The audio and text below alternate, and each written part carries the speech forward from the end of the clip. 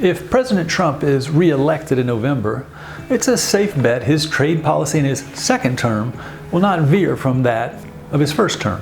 But what if former Vice President Joe Biden is elected? I'm not optimistic with either candidate.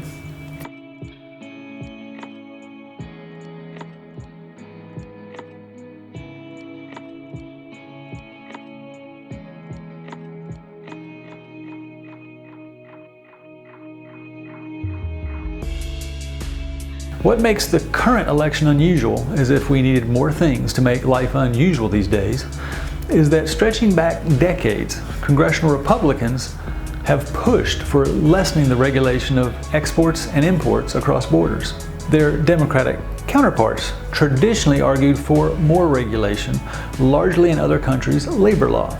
They were largely unsuccessful and increasingly voted against free trade agreements, leading to narrower and narrower margins of victory. Along came Trump.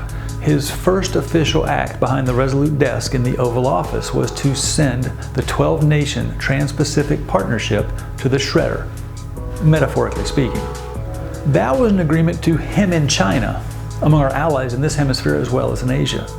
Then he took on the North American Free Trade Agreement, which he had been repeatedly calling the worst trade deal ever as a candidate. Trump still calls NAFTA the worst trade deal ever, the overwhelming evidence to the contrary, and in the fourth year of his presidency has replaced it with the United States-Mexico-Canada Agreement. It is the first U.S. free trade agreement missing both the words free and trade, as well as one being focused on trade restriction rather than trade liberalization. USMCA, which is even called different things by all three countries, makes it more difficult, not less, for the single biggest hemispheric industry, automotive, to function as smoothly as under NAFTA by increasing parts requirements and wages. Then came the US-China trade war and any number of tariffs on aluminum and steel, on washing machines, on solar panels. So what of Biden? The good news is that the two recent Democratic presidents, Bill Clinton and Barack Obama, campaigned on the evils of free trade and then promptly worked to remove obstacles to it. The bad news is that Biden would be under no pressure from anyone within his party, or almost certainly from outside it, to re-engage on the Trans-Pacific Partnership. Presumably, he would feel no pressure to end the US-China trade war, at least not whole hog. No pun intended, though that is one of the leading U.S. exports to China. While there might be some pressure to end steel and aluminum tariffs aimed at our allies, the Pennsylvania native might find it difficult to do so.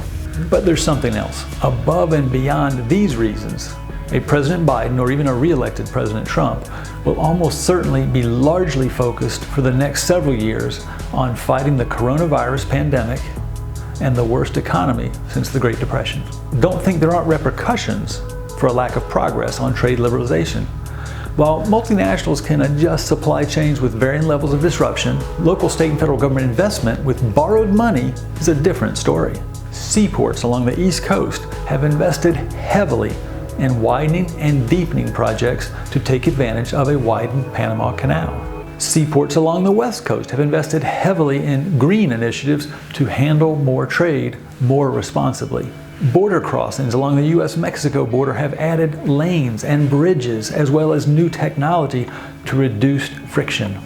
I wish I could be more optimistic that much would change under a President Biden, or that a re-elected President Trump would suddenly reverse course.